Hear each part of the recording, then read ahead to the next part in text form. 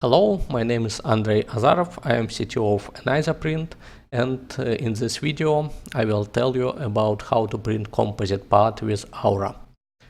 I am going to open the part, it's by Clever, here is it, and I want to make this part stronger as the strength of plastic part is not enough for my purposes. The first thing that we need to think about when we are going to print composite part is how to lay the part on the build plate. It's usually important even for plastic part, as we want to get rid of support structures or at least minimize support's quantity, but with fiber it's a bit different. The main feature of continuous fiber reinforcement is that it will make your part stronger only in the direction of the fibers. So for the part like this, the best option is to lay the part flat on the table, so that the fiber will go through all the part.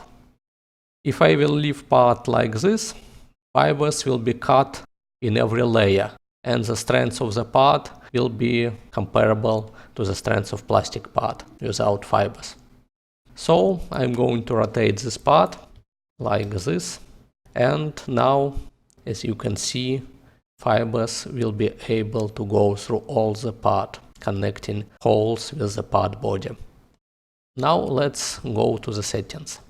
I should select plastic material, I will choose PETG, and also reinforcement material as well. We have two options here, it's carbon or basalt. I will use carbon for this part. I will also use standard profile of Aura for composer and PETG. The next thing we need is to turn on fiber reinforcement. We have two possible options how to reinforce the part. We can reinforce perimeters of the part, or we can reinforce internal volume of the part. The most simple way that is suitable for most cases is to reinforce perimeters. The part's internal structure will look like this.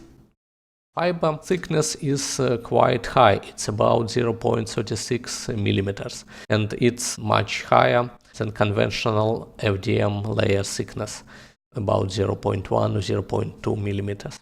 So, to place the fiber correctly and to have good surface quality, we introduced macro layer technology that allows you to print plastic perimeters and plastic external shell at a layer thicknesses that are a fraction of a fiber layer thickness.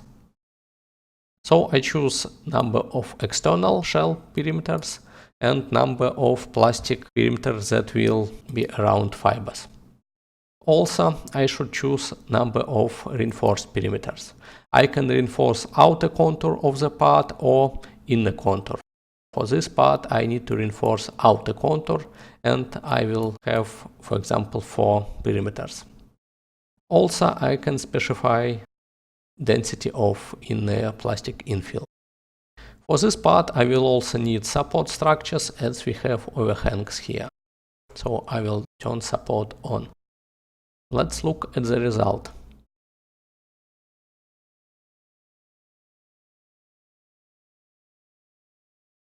So here is the part. Let's look at the internal structure.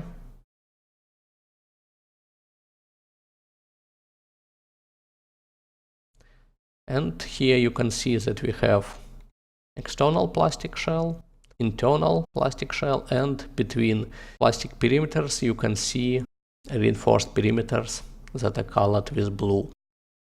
Now I can print this part, and it will be much stronger than a part without fibers. I save in G-code for this, and moreover, if I want to save all these settings and print the part again in the future, I can also save project.